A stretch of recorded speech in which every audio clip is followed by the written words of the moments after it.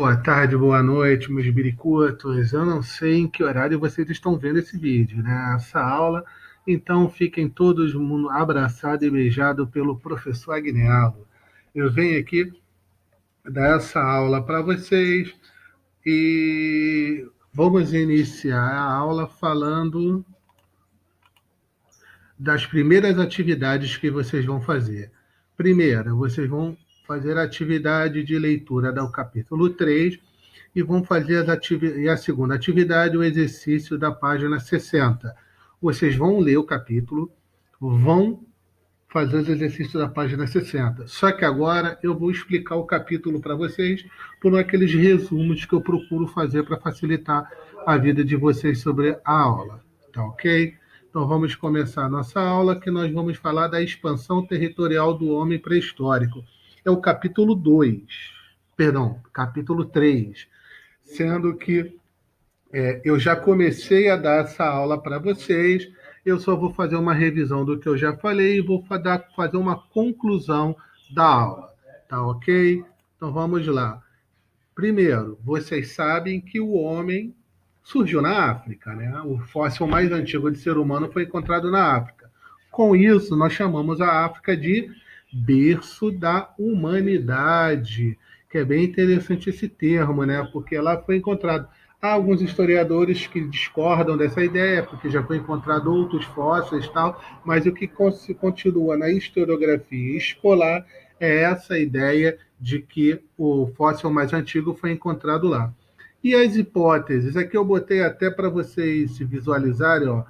O fóssil mais antigo encontrado do ser humano no Brasil foi a denominada Luzia, que está aqui, ó, foi encontrada em Lagoa Santa, em Minas Gerais, entre 11.000 e 11.500 anos antes de Cristo. E nós temos a Zuzu, que foi encontrada na Serra da Capivara há 9.920 anos antes de Cristo. Esses são os do Brasil, tá ok? Agora, sobre a expansão territorial do homem, ou como o homem chegou na América, nós temos duas hipóteses. Uma terrestre e a outra hipótese marítima. Gente, as duas ocorreram. O homem se expandiu dessa mesma forma, sendo que da maneira terrestre a expansão foi muito, muito maior do que da maneira marítima. Da maneira terrestre, olha o mapinha, o homem sai da África e vai se espalhando pela Europa e pela Ásia e atravessa o que a gente chama de Estreito de Bering, que era uma ponte gelada criada, né, nos períodos glaciais de muito frio, iam criando uma ponte de gelo que ligava o Alasca à Sibéria. O homem atravessa esse Estreito de Bering e se espalha por toda a América. A outra ideia de que o homem tenha chegado na América de maneira marítima, o homem sai da África pelo Oceano Atlântico e chega na América, deixa eu tirar o videozinho aqui, chega na América. Ou o homem também sai da África e chega na Austrália, e da Austrália o homem vai chegando nessas pequenas ilhas até chegar na América. Essa é a hipótese, as hipóteses criadas sobre o processo de expansão territorial do homem. Agora, falando de América, nós temos aí a história da pré-história da América, né? A pré-história da América, ela diverge só em algumas nomenclaturas, né? Os três períodos que são considerados a história da América. O período paleoíndio, que é o período de chegada deles, né? O homem ainda é totalmente nômade, ele está no início do seu processo de utilização de instrumentos rudimentares e tudo mais. Vejam, o homem, esse período paleolítico, ele é um período entre o ano 20.000 e 8.000 a.C., lembrando o sexto ano. E quando a gente está falando de pré-história, o calendário ele é decrescente, né? Ele é do maior para o menor até zerar o calendário. Nós temos aí o período arcaico, que o homem é um período em que o homem tem que se adaptar aos grandes processos de transformações climáticas que ocorrem nesse período, né? Que ele é entre 8.000 e 2.000 anos antes de Cristo, bastante tempo. Período que começa a América a ficar realmente com aquele clima quente que a gente conhece, né?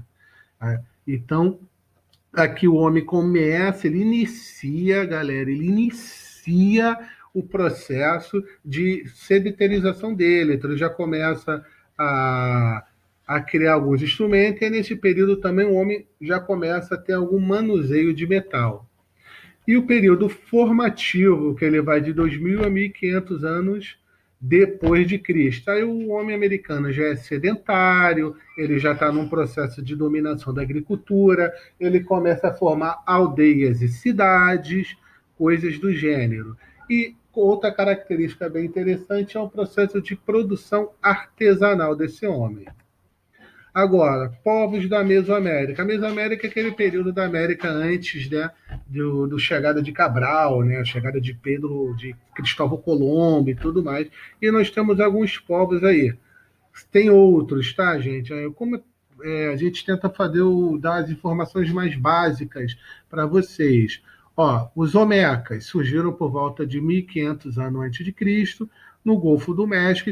E qual é a grande característica dele? Eles já tinham alguma certa dominação da agricultura, e eles já eram politeístas, né? Já acreditavam em vários deuses e já começavam a fazer de rituais religiosos, né, em centros cerimoniais e tudo mais. Nós temos aí os maias, que surgem entre o século III e o século X, se localizavam na península de Yucatán. Os olmecas, os maias e os astecas, eles ficavam mesmo na região do México, né? Nessa região mais ou menos daqui, ó. Eles acabam sendo muito próximos um ao outro, correto? Qual é a grande característica dos maias? Eles se organizavam no que a gente chama de cidades-estados. Já expliquei isso para vocês, que são cidades independentes uma da outra. Ou seja, cada cidade tem a sua autonomia política para se organizar. Não existia uma forma de poder central que organizasse eles todos. Cada cidade maia tinha o seu próprio líder, né, seu próprio governante. Isso é o que a gente chama de poder descentralizado. Eles eram polisteístas e também tem uma característica bem interessante para vocês. Eles já tinham um calendário e dominavam a matemática e a astronomia.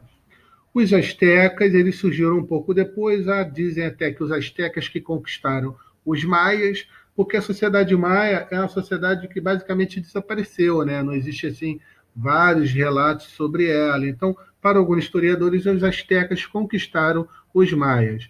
Também viviam no México, né, entre o século XV e XVI, lembrando que os astecas foram dominados pela colonização espanhola. Eles já, diferente dos maias, eles tinham um poder centralizado, né, eles tinham um imperador. Principal cidade deles é a cidade de Tenochtitlán, uma cidade bem bonita, por sinal, na época, tal. Tinha algumas pirâmides, coisas do gênero. E outro detalhe dos astecas, eles eram politeístas, só que eles faziam sacrifícios humanos, né? Eles dedicavam a vida de escravos, coisa do gênero, aos deuses.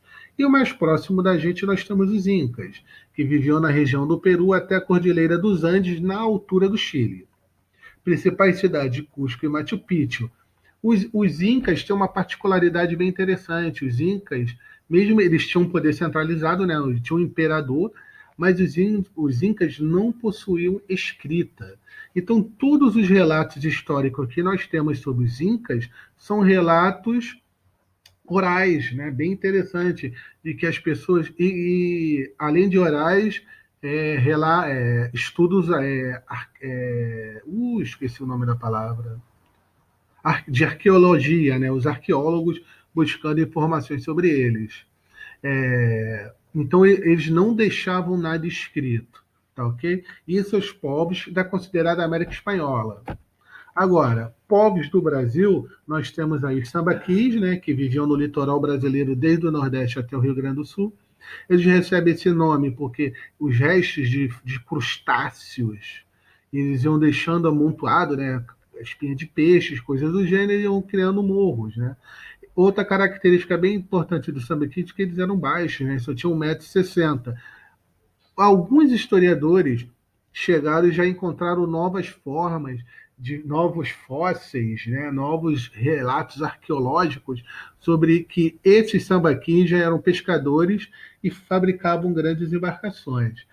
Por quê? Porque junto nos tambaquis foram encontrados, primeiro, túmulos, onde eram enterrados esse pessoal junto com seus bens, e foram encontrados alguns objetos, tipo dente de tubarão, coisas do gênero. Então, significa que eles se habilitaram a ir para o mar. E agora, os indígenas do Brasil, que a gente merece aí um certo destaque. O, para os historiadores, eles surgiram dentro da Amazônia e se espalharam por todo o território que é hoje o Brasil.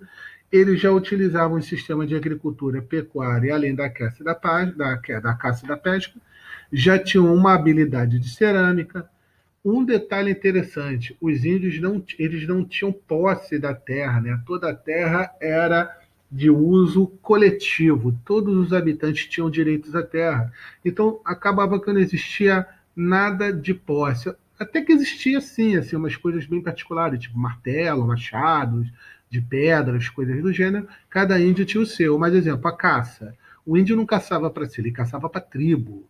O índio não pescava para si, ele pescava para a tribo, entendeu? Então eles faziam todos esses aspectos.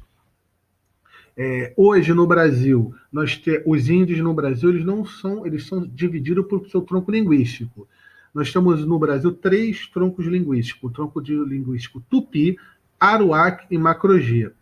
No Brasil, o mais normal, né, o que mais se fala aqui no território brasileiro é o Tupi.